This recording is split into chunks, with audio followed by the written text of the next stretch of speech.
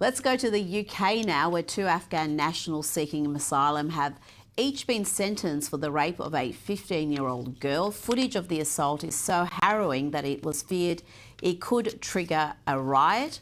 The crime was committed just months after these two individuals came to the UK as unaccompanied child asylum seekers.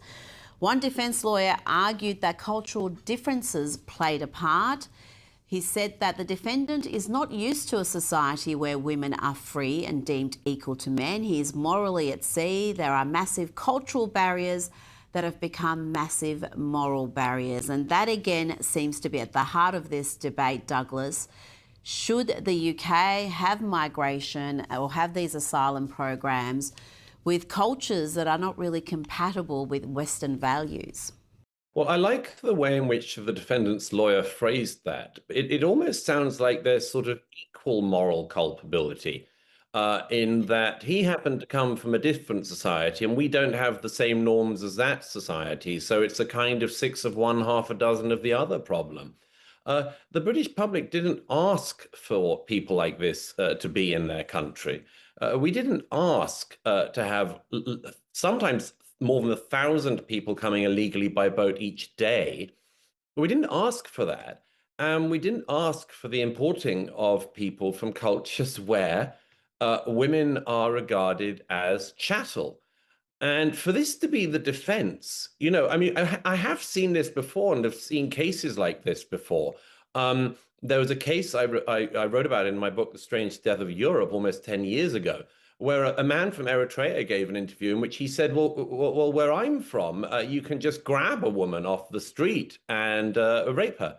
And I think the British public, like a lot of other publics, are getting kind of sick of this sort of allegation that, as it were, there's our culture is somehow sort of to blame for this. Well, I'm sorry, if this isn't a line in the sand, if this isn't a norm we can keep established, that actually, if you are going to come to Britain or any other Western country, legally or illegally, and preferably nobody doing it illegally, then they should at least realize that the norms of their society do not apply in our countries, and that our countries do not regard women in this 7th century light.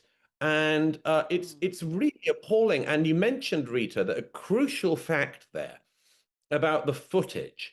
There is a strange thing, which we've talked about before, that is going on in every Western country when it comes to this, which is that the authorities are worried about the public finding out about what's happening in their own country. And so the authorities, including the police, effectively behave as a mediating body. We can't release this footage, or we can't release it in full, otherwise people will become angry. Well, first of all, we have the right to know what's happening in our countries. We have the right to know if people are assaulting women on our streets or dragging them off and raping them like that. And we'll come to our own conclusions about that. We're adults and we have the right to respond to that, including with absolute disgust and opprobrium. But this endless idea, I think the authorities think something like they sort of keep a lid on it. If the problem is going on, you put a lid on it, and you try to make sure that the public know as little about the problem as possible. Otherwise, the public will be unpredictable. I think this is way past time as a tactic from the authorities, way past time. The public want to know what's happening. And, you just think back to the extraordinary wordplay we've had in the last 25 years in Britain. Remember that it's taken all these decades to talk about the Pakistani, mainly grooming gangs in the north of England. But just consider, years, not only was that information covered over, much like in these recent cases, but we get these euphemisms, grooming, which is a nasty term. It's definitely a term. It's not nice. Somebody's being groomed. But that term is completely inadequate for industrial scale raping of young women in your society, the torturing of young women in some of these cases, the physical, sexual, not to mention psychological torturing of these young women. And again, in every way, whether it's literally trying to suppress footage or trying to minimize the acts by playing around with the English language, all of this is way past time. The public deserve to know what's happening in their country. And they do not deserve to have authorities acting as some kind of mediating body between the public and the facts. Douglas, you're right that preoccupation with social cohesion is a problem right here in this country. I think authorities think it's preferable to keep people in the dark as long as social cohesion is not threatened. These are cases so severe and appalling that in any normal season, there would be a hunt for the people who held secondary responsibility for the crime.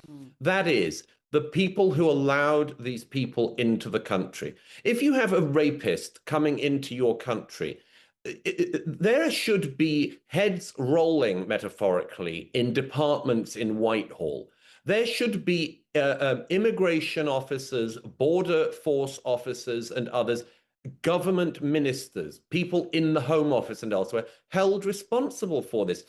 We have inquiries into everything in the UK. When the Home Office a few years ago, when Theresa May was in power, there was this huge scandal because some people who had come on the famous Windrush a generation ago had an accident in their immigration status that suggested that some of them, many decades after having got into the UK, should actually leave and didn't have permanent means to remain. Now, that was a huge scandal. And the Labour Party wanted to bring down the Conservative government over it. The Labour activists and so on still go on about it. Why on earth, when people are coming into the country and committing violent rapes and violent crimes, is no one ever held responsible? No border official, no local council official, no immigration official, no Home Office official, no Home Office minister. In what other situation, if this happened once in a normal political season, a minister would have to resign because they've let a rapist into the country. But we're in this situation where nobody ever has to take any responsibility, and the public need to just keep suffering through the results of inept border policies, inept immigration policies, and a completely lax system of legal and illegal immigration. I think it's absolutely astonishing. And I'm amazed that the British public are not calling, and the British media aren't calling more for us to actually identify the people in government who are responsible for these lapses, because they're not one-offs. They are constant, and there should be constant pressure to find out who the people are who have been allowing this to happen and to make sure that they do not go off into some happy pensioned retirement.